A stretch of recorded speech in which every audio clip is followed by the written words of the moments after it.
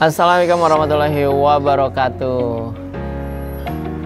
Sahabat Talents yang berbahagia, bertemu bersama saya kembali Jeki Pistoni di materi bedah bakat di 34 bakat Talents Mapping. Dan saat ini kita akan membahas tentang bakat learner. Oke. Bakat learner.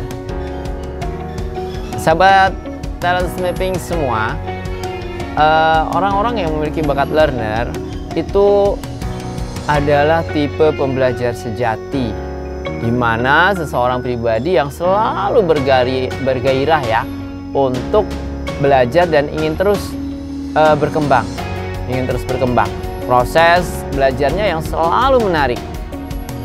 Dia tidak berpikir masalah hasil harus seperti apa, tapi dia ingin menikmati rasa proses pembelajaran itu. Itu orang-orang berbakat learner, suka dengan hal baru dan ingin memahami sampai kalau pun bisa menguasai semuanya begitu.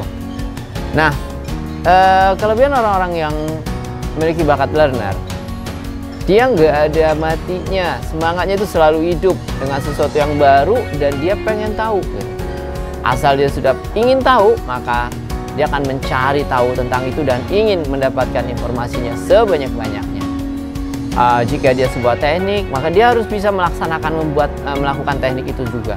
Jika dia belajar bagaimana membuat produk, maka dia juga akan belajar gimana caranya mendapatkan produk yang ingin kuasai. Begitu.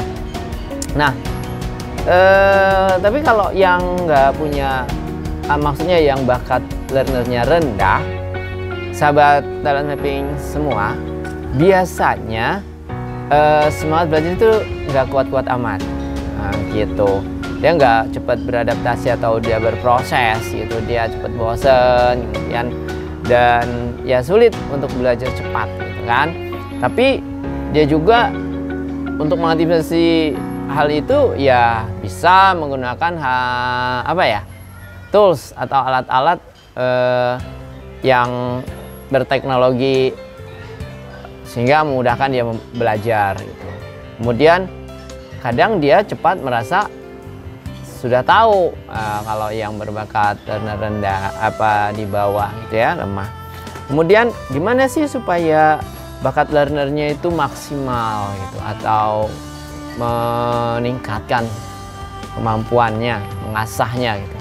Teman-teman ya harus banyak menggunakan semangat belajarnya gitu. Gimana? Harus aktif ya dalam proses pembelajaran, pengembangan produk atau penelitian mungkin gitu. Pencarian informasi yang banyak, kemudian mempelajari cara-cara yang lebih efektif dan efisien sehingga si pemilik bakat ini bisa memaksimalkan kemampuannya.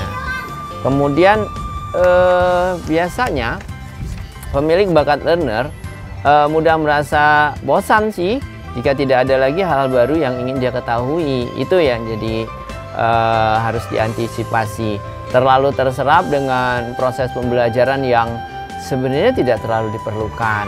Jadi harus hati-hati dan juga mau menseleksi apa sih, udah tahu tujuannya mau belajar apa sih, terus bakal berguna untuk apa. Itu sih yang harus dicatat. Tapi kalau lemah juga, tadi kadang-kadang merasa sudah cukup tahu, udah cukup ngerti, ya udah berhenti gitu, tanpa dia membandingkan produk lain atau informasi-informasi yang lebih penting lainnya. Nah, itu.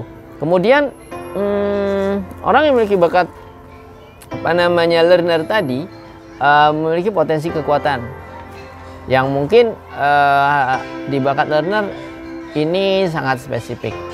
Satu, dia berdinamika dengan bakat analytical dan input maupun communication.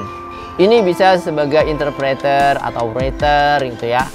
Kemudian juga berdinamika dengan kelompok input, developer, positivity, dan communication. Dan ini bisa menjadi seorang yang bergerak di bidang pendidikan, edukator ya. Dan juga explore. Di sini bakat learner akan berdinamika dengan bakat input maupun bakat analitikal gitu.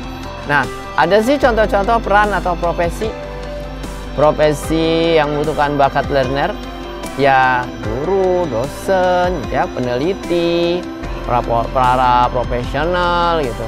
Dia bisa menggunakan bakat learner maksimal. Kemudian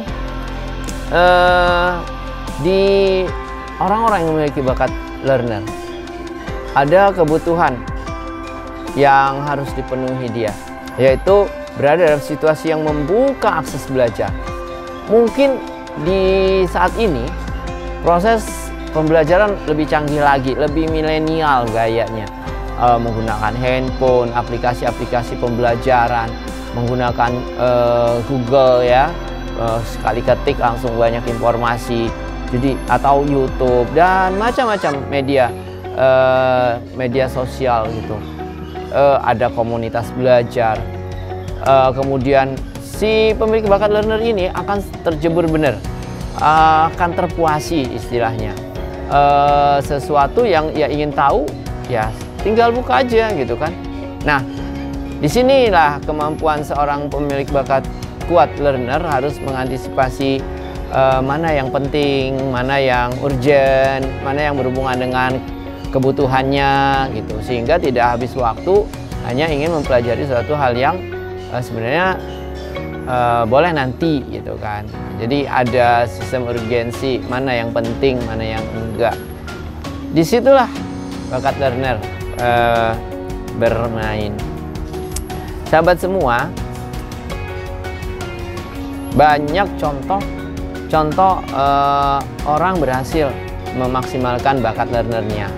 Ketika dia dibenturkan dengan masalah, kemudian dia mencari tahu dengan berbagai macam cara. Setelah itu dia mempraktikkan, merancangnya, berproses gitu kan. Dan biasanya kalau rutin, rajin, atau bahasanya adalah dia konsistensi, pasti akan mencapai keberhasilan begitu. Jadi berbahagialah yang memiliki bakat learner kuat, kemudian dia terus belajar karena dia adalah gudang ilmu. Dia adalah orang-orang pembelajar gitu kan.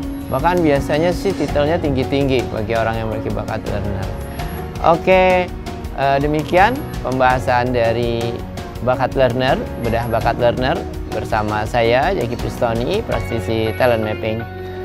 Sahabat bakat talent mapping, jika Anda belum tahu bakat-bakat kuat Anda, jika ingin menggali bakat-bakat Anda, sudah saatnya ikut TMA, Talent Mapping Assessment, dan saya siap membantu Anda maupun praktisi talent mapping lainnya di Indonesia menjadi terbaik untuk negeri, untuk kita, sehingga kita bisa mencapai 4E: easy, enjoy, excellent, dan earn.